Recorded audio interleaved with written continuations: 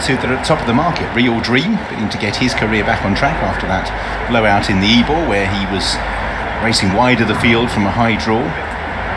Just having a little bit of a look, he was quite impressive at Ascot. He does have to carry 10 stone 2, but he is a 4-year-old, whereas the GOAT, 9 stone, but the less physically developed 3-year-old in theory. Final shot for Real Dream, who goes in. And the GOAT is the last one for this Betfred Mallard Handicap, celebrating Doncaster's association with the locomotive industry. They're often racing, and very, very slow away was Quantum Leap. It had hardly lived up to his name. It was a pretty appalling leap out of the stalls, to be honest, as the GOAT it is who takes it up early on with Rhythmic Intent. So the GOAT and Rhythmic Intent are the first two to show. Backdoor in the terracotta colours on the outside of Legendary Day, alongside each other as they virtually were in that finish we showed you a moment or two ago. Real Dream settles in 5th on the outside of Oneforthegutter in the noseband, and after that slow beginning, Quantum Leap is now in touch with the rest of the field. So the GOAT is striding on, doing so with a degree of purpose, and has opened up a 4-length lead over Rhythmic Intent in 2nd, who in turn is now ahead of Backdoor. Behind these Legendary Day, just moving a little closer in the chasing pack, Ryan Moore heading onto the heels of Backdoor in 5th place.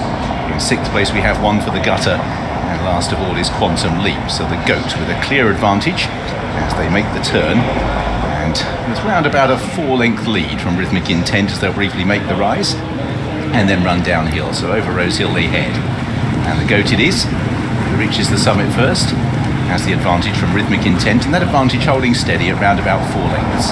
Rhythmic Intent in 2nd, Backdoor a length or so away with half a length to 4th place horse Legendary Day. Then Real Dream, who's on the outside of Oneforthegutter, and Quantum Leap. 6 runners have to decide when to try and chase down the GOAT, who's getting into a good rhythm now under Oisin Murphy, clicking off sectionals pretty consistently, about 14.3. Leads by 4 lengths from in 2nd place Rhythmic Intent, Backdoor in 3rd, Legendary Day in 4th. Continue to make their way round the turn, Real Dream, Oneforthegutter and Quantum Leap. So continuing their progress, and well past halfway now. Out in the lead, it is still the GOAT cutting out the running, leading by about 3 lengths from Rhythmic Intent in 2nd place, Backdoor, Legendary Day, then Real Dream, Oneforthegutter and Quantum Leap. So all of them still maintaining that same racing order in the chasing pack. And again, that consistency of sectionals, 5 consecutive furlongs within 0.2 of a second, as the GOAT to dictate has the lead. Rhythmic Intent in 2nd is just edging a little bit closer. The gap between the front two is now 2 lengths. In 3rd place is Legendary Day, Backdoor in 4th, Oneforthegutter, then Real Dream. And they're coming more towards the centre of the racecourse as the GOAT staying over to the far side. So once again we have a split.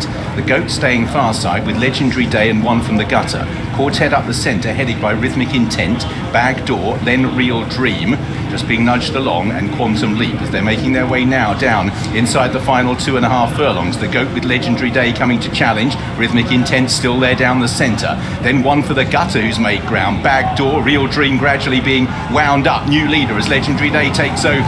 Oneforthegutter in 2nd place, Rhythmic Intent, Ryan Moore on the outside gradually gathering up. Real Dream with a challenge, but Legendary Day has the lead. Oneforthegutter in 2nd place, Real Dream now trying to close in on the front two. Legendary Day far side still has the lead. Oneforthegutter, Real Dream can't quite bridge the gap at the moment. Legendary Day, Oneforthegutter is still sticking on. Legendary Day, Oneforthegutter with a late dive. Maybe the far side just held on, it's close. Legendary Day and Oneforthegutter has run a mighty race. Real Dream couldn't get there. Backdoor, Rhythmic Intent was next, and the GOATs finished last. Gut feel was the far side just held on despite the heads going in different directions. Legendary Day, Oneforthegutter, no, I think far side has possibly just held on. He is quite close. Legendary Day for Mark Winn. And you'll see, looks if Legendary Day, even though his head's just coming up, watch that mirror when they hit it. I think he possibly, despite Oneforthegutter having that head flat out in 2nd place, and Real Dream, here we go.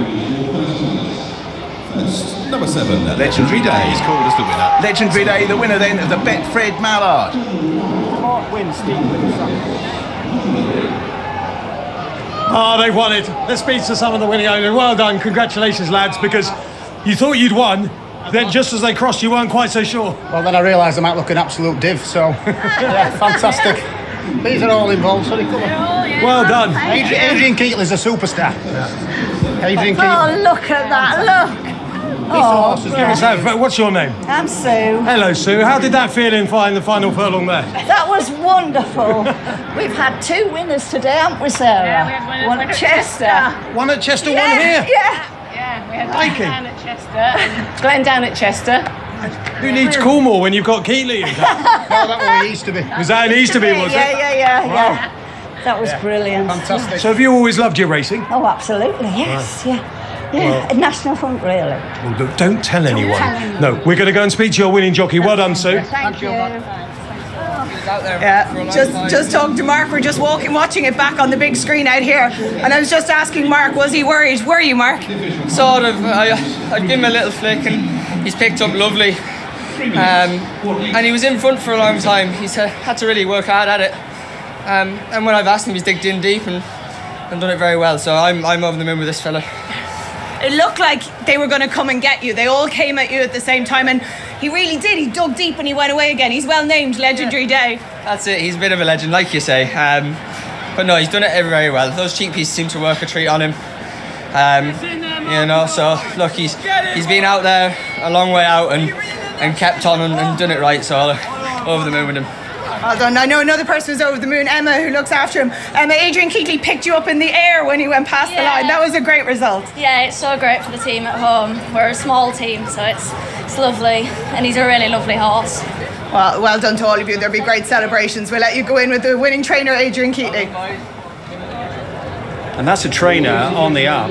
21 winners this season, biggest total. Well done to them. And a jockey, I've heard, Paul Mulrennan, we know, thinks plenty of young Mark. And Jason, you've mentioned him before as well. Yeah, I thought he was in the hunt for the Apprentice Championship this year, and he's one of those who has been a right grafter throughout the winter. He started off riding a good few winners at Southall and the likes. This is a big opportunity for him, and just got a nice style, nice way about him, good work ethic, and obviously plenty talented enough. Yeah, he won the Sky Bet Dash, I remember, on Aberama Gold. And this will do no harm, having a win on this festival on terrestrial television.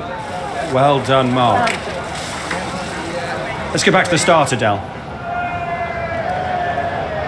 Well, we're just going to see them jump out of the stalls, and it's the horse Quantum Leap. I just don't know what goes through his mind when he's in the stalls, because he just doesn't seem to jump. Whether it's because he's so big and so long and he finds it a little bit awkward, I'm not quite sure at all. But it was the goat that took them along, and I thought the horse that I picked out with a nice walk, Francesca, ran a very good race. He did, at 50-1 in second there. Oneforthegutter ran a huge race. But watching it, I was thinking that they'd almost gifted it to Oisin Murphy on the front end. He was setting pretty slow sectionals, the favourite leading. I thought he'd be able just to quicken off the front end and it would be his race, but he was disappointing in the end. Yeah, funny sort of race. Here we go, this is what it means.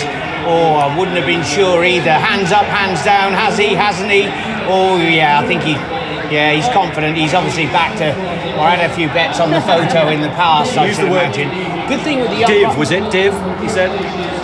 Confirmed Div. I was worried for a second. I will say that the young jockey, Kevin Darley's his jockey coach, I'm sure, put his hands down there late on, something that you don't see that often now. He'd obviously got up to close to the limit, and the final 30 yards or so gathered him up, hands down to the line. One at 12-1, one for the bookies this. Oneforthegutter ran really well for you, Adele, in second at a huge price. You got pretty excited, unsurprisingly. Better from Real Dream went off at 18-5, finishing in third. But it's been a day with two contrasting headline makers. One 2-year-old was just pure speed. The other, a brave stayer.